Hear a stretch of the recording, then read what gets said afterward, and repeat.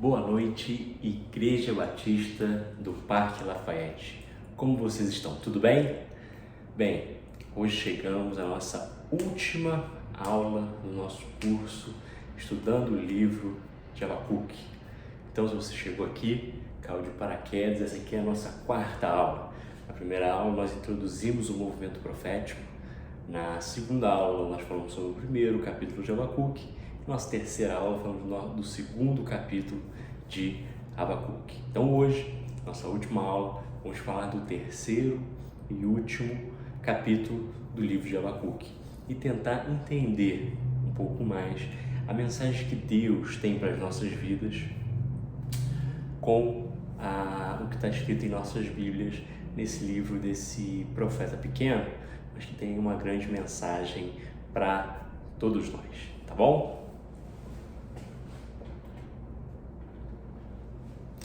Então, se você não está com a sua Bíblia aberta ou com a aba do seu computador aberta, abra aí juntamente comigo em Abacuque 3. Você vai lembrar de que no primeiro capítulo, o primeiro capítulo já começa com questionamento de Abacuque. Abacuque se pergunta, em meio a tantos males, tantas injustiças, o que Deus vai fazer a respeito disso? E espera uma resposta de Deus. A resposta de Deus vem, não é aquilo que Abacuque estava esperando da resposta de Deus. Deus falou que ia enviar os babilônios para atacar o povo de Deus. E aí Abacuque se questiona novamente, questiona Deus novamente, mas diz que vai esperar, assim como um sentinela espera amanhã, Abacuque vai esperar a resposta de Deus, a queixa que ele tem. Assim, Deus vai falar no capítulo 2 sobre os males que vão vir sobre a Babilônia, por todas as injustiças que eles estão fazendo. Que Deus não está cego ao que está acontecendo em Israel, não está cego ao que a Babilônia está fazendo com os outros povos. Na verdade, Deus nunca perdeu o controle. E aqueles orgulhosos, eles também vão ter que se ver diante de Deus e prestar contas a Ele. E aí chegamos então ao terceiro livro de Abacuque. Bem, mediante essa última resposta de Deus, o que será que Abacuque vai falar no final do seu livro? É isso que a gente vai ver agora. Abacuque 3. Abacuque 3 vai dizer assim: oração do profeta Abacuque, uma confissão. Eu não gosto muito dessa tradução, uma confissão. Por quê? Porque aqui vai parecer muito mais uma oração de louvor, né? Essa oração aí de Abacuque. E aí no original não vai estar ali uma confissão, vai estar isso aqui, ó, signoto, que aí muitos vão falar que isso aqui é um tipo de canto litúrgico. Vamos lá para o último versículo para você ver comigo. Olha o que está lá no versículo 19. Vai estar assim, olha no final, ó, para o mestre de música, para os instrumentos de corda. Então, toda essa confissão de Abacuque, né? Essa oração de Abacuque, melhor dizendo, é para ser cantada. É como se fosse uma música, né? Acompanha a melodia. Era para ser cantada nos cultos regulares, no templo. Então, por isso que existem indicações musicais. E no hebraico, há rimas, há métricas que nós não vamos perceber por causa da tradução de nossas Bíblias. Mas então essa oração aqui de Abacuque é uma oração que poderia então ter sido cantada, né, tocada, como se fosse uma música, um louvor. E aí já temos uma parte aí da resposta de Abacuque para Deus. A resposta de Abacuque é irromper em um grande louvor a Deus. Então vamos ver como é esse louvor. Voltando agora. Isso mesmo. Senhor, ouvi falar da tua fama, né? Então, Abacuque, ele cresceu como um judeu, cresceu como um hebreu e ouviu como um religioso as histórias do povo de Deus, de como Deus libertou, como Deus tirou Abraão da sua terra, levou até a terra prometida, como Deus libertou o povo do Egito com Moisés e levou até a terra prometida. Então ele sabia de todas essas histórias. temo diante dos seus atos, Senhor. Realiza de novo em nossa época as mesmas obras. Faz-as conhecidas em nosso tempo. Em tua ira, lembra-te da tua misericórdia. Olha que legal. Abacuque olha para o passado, vê os eventos que Deus já realizou, as libertações que Deus já realizou para o seu povo. Fala, Senhor, faz a mesma coisa agora. Senhor, faz que a gente veja isso também. Talvez você fale assim, nossa, eu já ouvi falar tanto, né? Eu lembro das histórias de como a igreja, como as pessoas amavam pregar o evangelho, ou como as pessoas amavam estar na igreja. E peça para o Senhor, Senhor, faça com que isso volte, e volte primeiramente em mim. Faça que haja um renovo no meu coração em querer te adorar, em te louvar. Quando nós olhamos para a história de heróis da fé do passado, e a gente fala assim, Senhor, faça assim também na minha vida. Não me deixe fora daquilo que o Senhor está fazendo no mundo. E muito legal quando Abacuque coloca, em tua ira, lembra-te da tua misericórdia. Vamos lembrar que Deus está virado também com o seu povo. Havia injustiça em Judá, as pessoas estavam se afastando de Deus. E aí Abacuque fala, em tua ira, lembra da tua misericórdia. É só através desse tempero da misericórdia, na ira, é que há a verdadeira justiça. Graças a Deus existe a sua misericórdia, porque sem a sua misericórdia, somente com a sua ira, nós só enfrentaríamos a condenação. Mas agora com a sua misericórdia, nós temos um meio de alcançarmos a graça. Nós temos um meio de alcançar o favor de Deus. Pelo quê? Pela sua misericórdia. Nós, pecadores, agora temos uma saída, porque Deus é um Deus justo, é um Deus que se ira contra as injustiças, mas é um Deus também que tem muita misericórdia. E quantos de nós hoje não precisamos orar? Senhor, tenha misericórdia da minha igreja. Senhor, tenha misericórdia de mim. Senhor, tenha misericórdia da minha nação, como o Abacuque faz aqui. E aí, vai começar, alguns autores vão falar aqui do 3 ao 6, mais ou menos, vai falar sobre uma parte mais histórica. Na verdade, tem uns que falam que é uma parte histórica, outros que é uma parte mitológica, que dividem, do 3 a 6 é isso, do 7 ao 15 é histórico, ou outro é mitológico. Mas a gente vai ver que parece ter uma mistura. Abacuque vai misturando seus poemas algumas coisas relacionadas à mitologia do Antigo Oriente Médio e algumas coisas da história do povo de Deus. Vamos ver. Deus veio de Temã, o santo veio do Monte Parã. Pausa. Uma coisa, né, que a gente, como a gente está muito distante do texto de Abacuque, né, como nós vimos nas primeiras aulas, na verdade na segunda aula, Abacuque vai ter sido escrito ali no final do século VII, começo do século VI a.C. Então é um texto que está distante de nós, provavelmente 2.600 anos. Então muitas das referências que Abacuque vai fazer aqui, nós não pegamos de primeira. Por exemplo, essa aqui, né? Deus veio de Temã, o santo veio do Monte Parã, né? A cordilheira ali do Sinai, onde Deus, né, entrega a lei para Moisés. Bem, o final dessa cordilheira se chama então Parã, né? Então esse Monte Parã. Então Abacuque está fazendo aqui referência ao Sinai. E essa parte aqui, Temã, alguns traduzem que é uma parte do território de Edom, mas é também uma referência ao sul, no sentido assim que distancia muito ao sul de Jerusalém. E se a gente pegar, o Monte Sinai também estaria ao sul, né? Nessa trajetória que o povo está fazendo até o deserto, né? Chega pelo sul, em Canaã. Então, Deus está vindo com o seu povo. É isso que Abacuque está mostrando. Deus está vindo do sul com o seu povo, o que faz lembrar a gente o quê? A caminhada pelo deserto, a conquista da terra de Canaã. Então essa é o pano de fundo do que Abacuque está falando. Aqui também é muito interessante. Em algumas Bíblias vai estar assim, Selá, que aí algumas Bíblias traduzem, eu gosto como a NVI faz, traduz como uma pausa. Bem, como se trata de uma música, ou em alguns salmos como se trata de uma poesia, essa pausa aqui é uma pausa na música. Então, enquanto estariam louvando, teria algum tipo de estrofe ou a troca de algum momento na música. Então, por isso esse que a gente traduz como pausa, que nós não sabemos exatamente o que era. Ah, será que era para aumentar o tom? Ah, será que era a hora de entrar a guitarra? A gente não sabe. Então a gente traduz como pausa.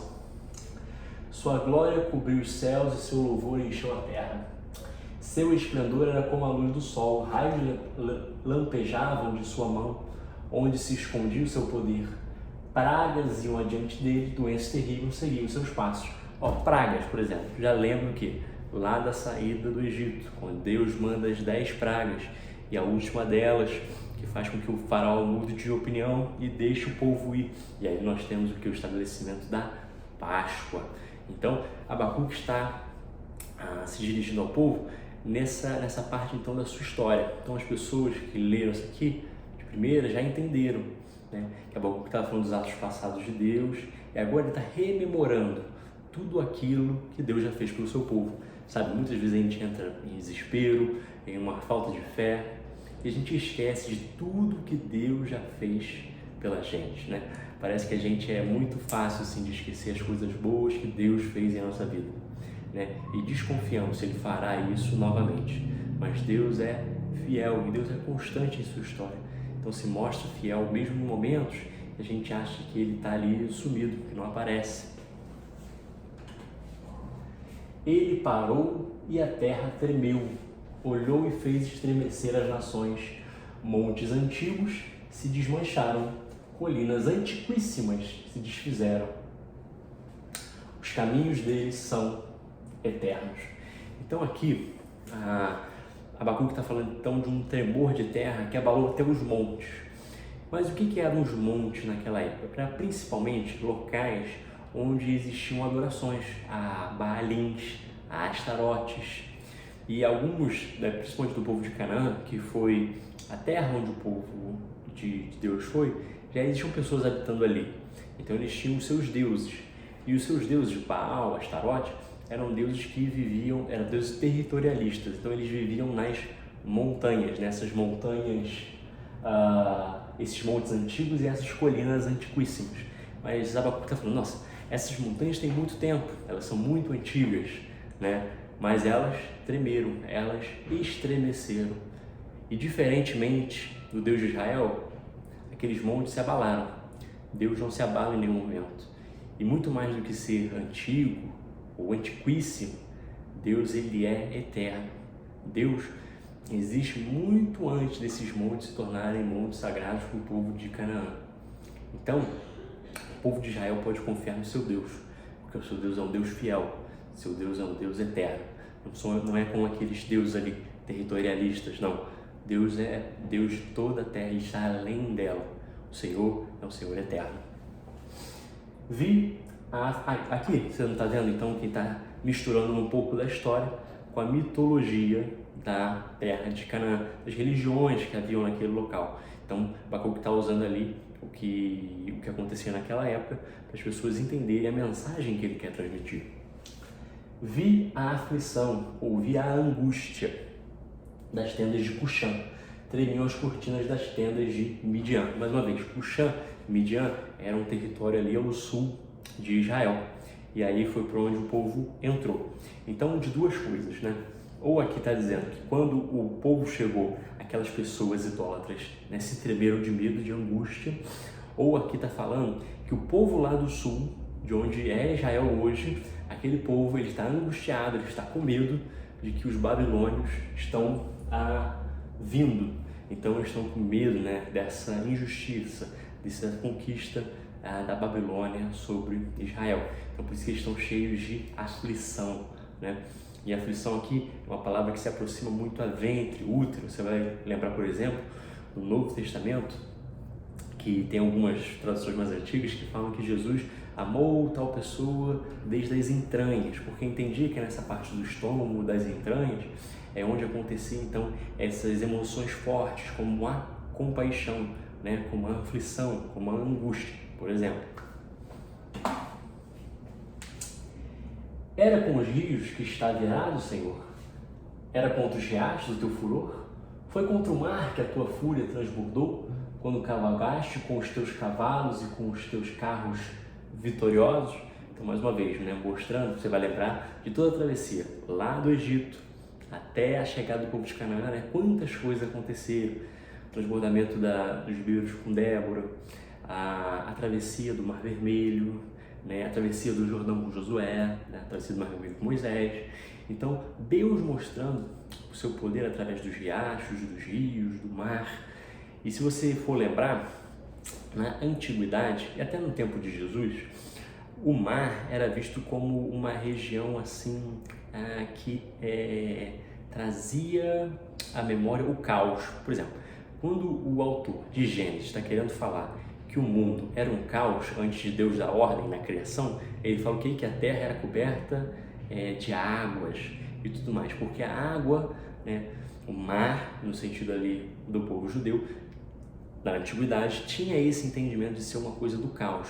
Você vai lembrar, por exemplo, dos discípulos com medo porque estavam vendo alguém vindo em cima ali do mar e eles acham que é um fantasma. Por quê? Porque eles achavam que no mar, no deserto, é onde viviam fantasmas, essas coisas assim, porque isso representa o quê? O maligno, representa o caos, representa a desordem. Tanto que você vai ler lá em Apocalipse, que eu não vou lembrar agora o versículo, mas fala que não vai existir mais mar. Você não se, poxa, no céu não vai ter praia. Não, não quer isso, quer dizer não. Quer dizer que não vai haver o que? Caos ali. E Deus está mostrando então o seu poder sobre essas forças do caos. Então eles entenderiam dessa forma, como a gente também pode entender da forma geográfica, né? Deus estava mostrando o seu poder sobre a criação. Então Deus é muito mais do que a sua criação. Deus mostra poder sobre ela. Enquanto aqueles deuses eram deuses da árvore, deuses do monte, Deus controla até essas coisas que o homem não consegue controlar. Como naquela época eram os rios, os mares e os riachos.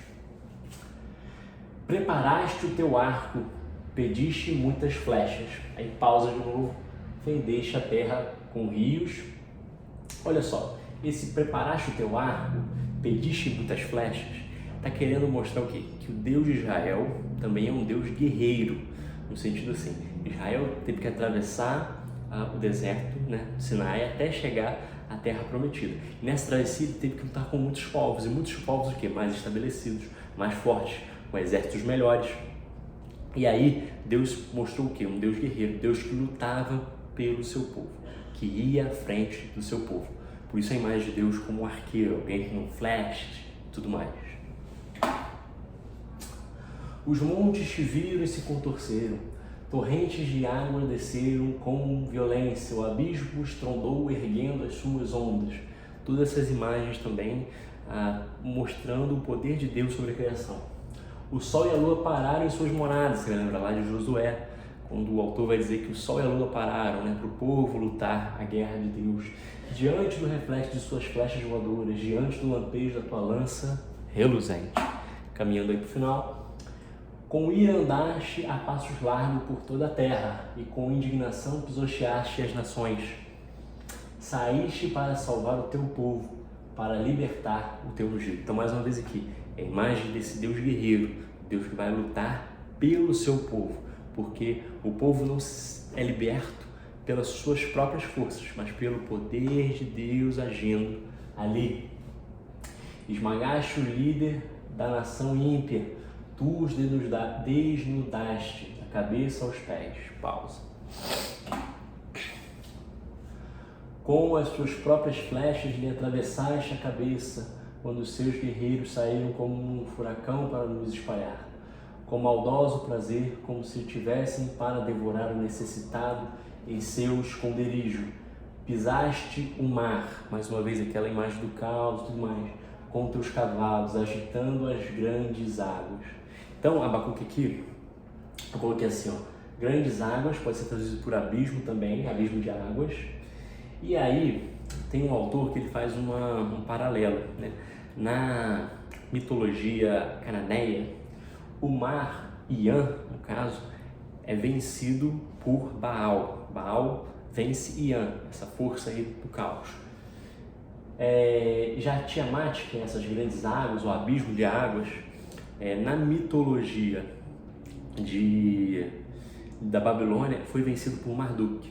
Então, o Abacuque está falando assim, ó, quem vence o caos, né? Quem vence as forças da natureza que nós não controlamos, quem controla todas as coisas e vence tudo isso não é Marduk, não é Baal, é o nosso Deus, O nosso Deus vence todas essas coisas. Não são aqueles ali são invenções, são mitologias. O nosso Deus é o Deus verdadeiro que vence a ordem cósmica toda, porque Ele controla todas as coisas. E se Ele controla todas as coisas, nada pode fugir do seu controle. É isso que Abacuque está louvando ali, que apesar do caos, das coisas que ele está vendo, ele pode confiar que Deus é justo, Deus é eterno e Deus está no controle, mesmo que achemos que não tem mais jeito. Por fim, eu acho que agora vai começar uma das partes mais lindas da Bíblia. Olha só. Ouviste isso, meu íntimo estremeceu, meus lábios tremeram. Então, quando Abacuque lembra de todas essas coisas que Deus fez, né? De como Deus mostrou poder cósmico e poder, né, físico ali na história, né? Deus provou um Deus então com força cosmologicamente, um Deus com força na história, agindo a favor do seu povo. Os meus ossos desfaleceram, minhas pernas vacilaram. E aí que ele fala agora: tranquilo esperarei o dia da desgraça que virá sobre o povo que nos ataca. Então Abacuque, como ele recebeu a notícia lá no capítulo 1, sabe que os babilônios estão vindo. Sabe que os babilônios vão acabar com Israel, com Judá, na verdade, com Judá, com o reino do sul. Mas como ele está? Ele está tranquilo. Porque o que ele pode viver ali é uma fatia da história. Mas Deus vê muito mais lá na frente. Deus é que irá vingar. Não é pela força do Abacuque, ele sabe que Deus está no controle da história. E mesmo que vier os babilônios e destruir o povo de Israel, Deus vai fazer com que esse povo renasça. Mesmo que for um vale de ossos secos, tendo que reviver, Deus vai fazer isso. Porque Deus é eterno, Deus tem o controle de toda a história. Então, aquele Abacuque que estava angustiado no começo, agora ele está tranquilo, mesmo que a notícia não tenha mudado. Mesmo não florescendo a figueira, muito lindo, né?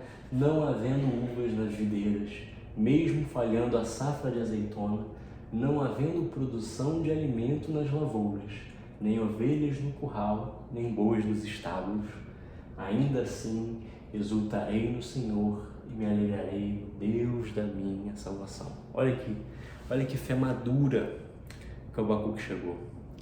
Mesmo que as coisas não deem certo, mesmo que as coisas ajam de uma maneira que ele não quer, mesmo que falte a produção de alimentos, os meios de subsistência, o vinho, a figueira, tudo mais, mesmo que o gado todo ele morra, não tem problema. Mesmo assim, Abacuque vai se alegrar em Deus, vai alegrar-se no Deus da sua salvação. Isso é muito lindo, isso é uma fé madura, sabe? Muitas vezes a gente acha assim, as coisas não estão dando certo para mim. Deus não está junto comigo. Não é isso, irmão. Nós temos que ter uma fé madura como a de Abacuque, sabendo que as circunstâncias não vão definir se Deus me ama, não vão definir quem é meu Deus. Mas Deus, ele é fiel, mesmo que as circunstâncias digam o contrário. Mesmo que as circunstâncias sejam as piores possíveis, Deus não perdeu o controle. Por isso, meu irmão, não caia nessa, né, de que as coisas estão ruins, então não quer dizer que Deus não está agindo em minha vida, Deus não me ama mais, ou eu estou em pecado, ou alguma coisa do tipo. Não. Às vezes você pode ser um crente fiel, um crente justo, um homem de Deus como Abacuque que foi, e passar por dificuldades. Mas o que vai definir se você é mesmo um homem ou uma mulher de Deus é que você vai enfrentar essas adversidades, sabendo que nosso Deus continua sendo fiel para conosco, assim como Abacuque percebeu aqui no final. E por fim, o Senhor soberano é minha força, Ele faz os meus pés como do cervo, Ele me habilita a andar em lugares altos. Mais uma vez aquele finalzinho mostrando que é uma canção para o mestre de música, para os meus instrumentos de corda. E agora, chegando então aí ao final e como eu disse em outras aulas, os slides eu vou passar para a secretaria da igreja, para o pastor Igor. Por isso, se você está assistindo às aulas então depois, né, e como eu estou passando mais os textos bíblicos do que propriamente dito os slides, peço os slides, tem muita informação que talvez eu tenha esquecido por negligência, por esquecimento, não sei. E também tem alguns materiais de apoio. Hoje não teremos mais materiais de apoio, mas você pode também pegar os slides para estudar, para ter a sua devocional.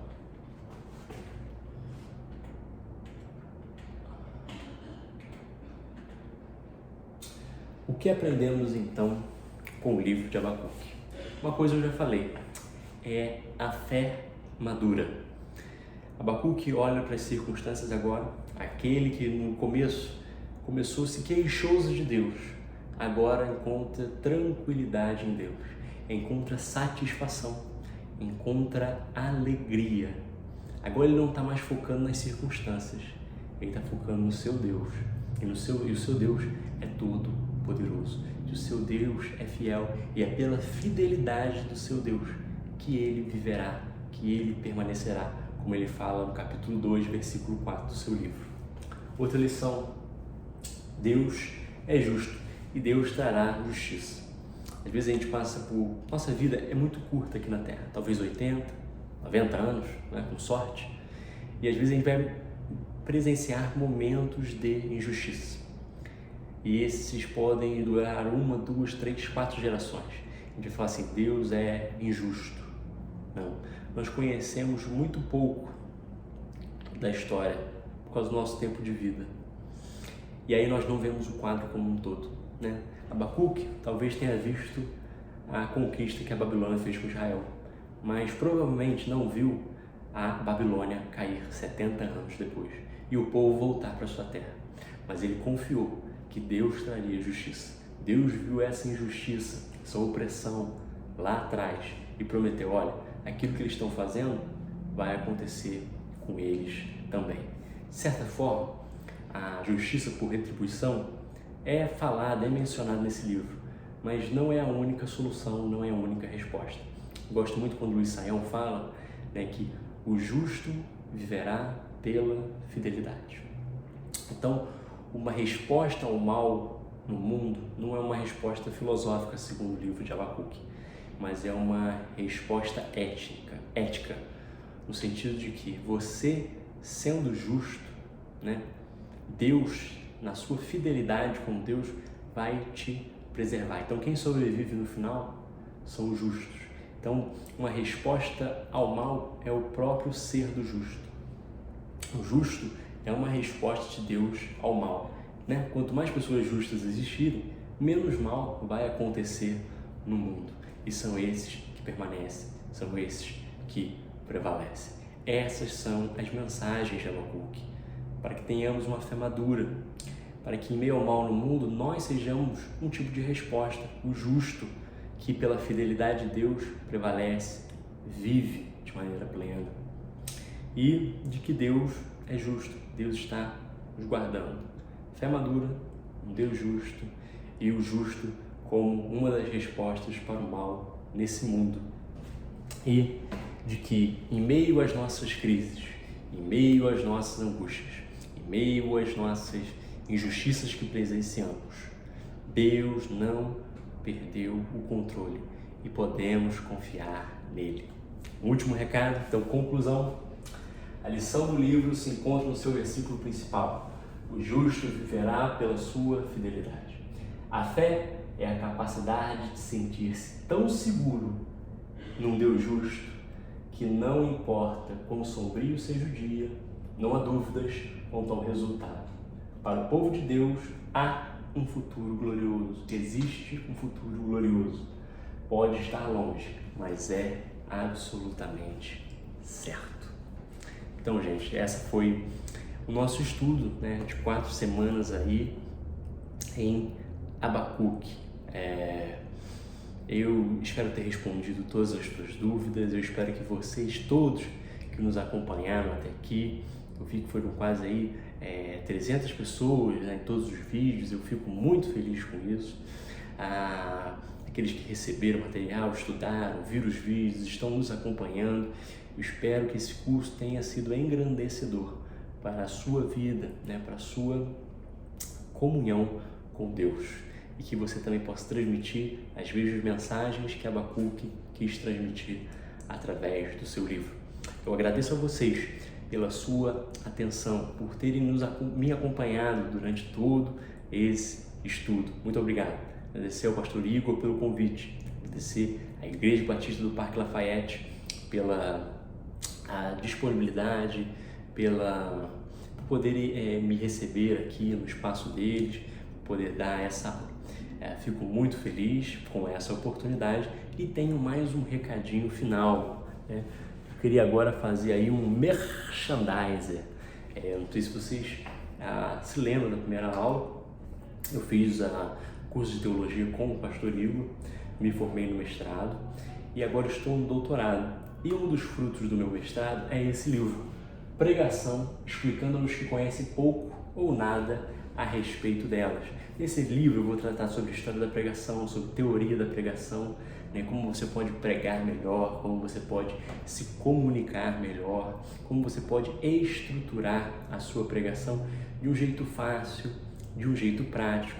Mas esse livro não é um livro físico, é um livro digital, mas ele está com um precinho muito camarada. Se você for lá na Amazon, você pode colocar lá Gustavo Bernais ou Pregando, explicando aos que sabem, aos que conhecem pouco ou nada a respeito dela, você vai encontrar.